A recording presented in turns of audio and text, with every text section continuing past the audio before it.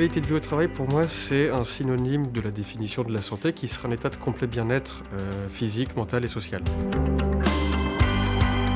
Entre un rythme effréné, une charge émotionnelle quand même très forte et des organisations de cabinets à gérer, il y a souvent un équilibre qui se perd ou qui est difficile à maintenir. Donc ça va être notre sujet de ce soir.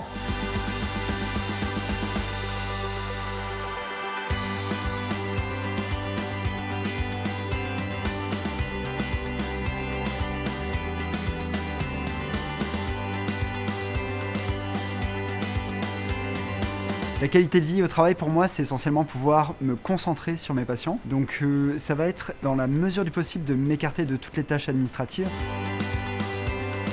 J'ai une bulle et je veux que personne en fait vienne la briser et que je puisse soigner tout en étant à l'intérieur, juste avec le patient. Et c'est son moment à lui, c'est mon moment où je le soigne et à personne d'autre.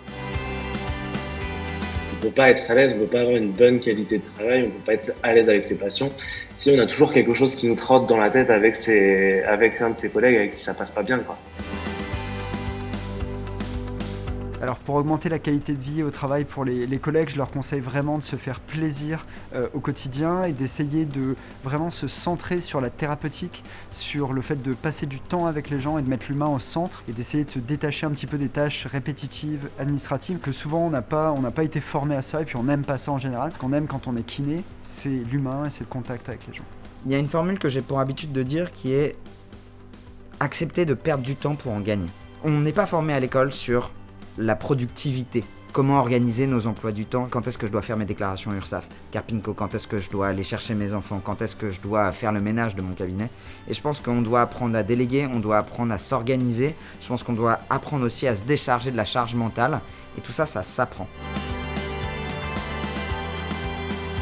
Alors sur Instagram, donc, on me retrouve sous le nom de Cerveau Musclé. Ce que j'y fais, c'est surtout de la démystification à propos de mythes autour de la santé. D'être sur les réseaux sociaux, ça m'apporte une très grande satisfaction personnelle parce que au-delà de mon métier de kiné, j'aime créer, j'aime raconter des histoires. Globalement aussi, ça me fait plaisir de voir qu'il y a du répondant, de voir que ça me permet de valoriser, c'est ce que j'essaie de faire, notre métier qui est magnifique, en apportant des données concrètes pour les patients, en vulgarisant nos connaissances. Et ça, c'est pour moi une très très grande source de satisfaction.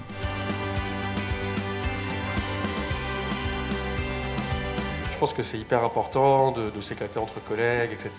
D'avoir un esprit d'équipe dans un métier qui est, entre guillemets, très individuel.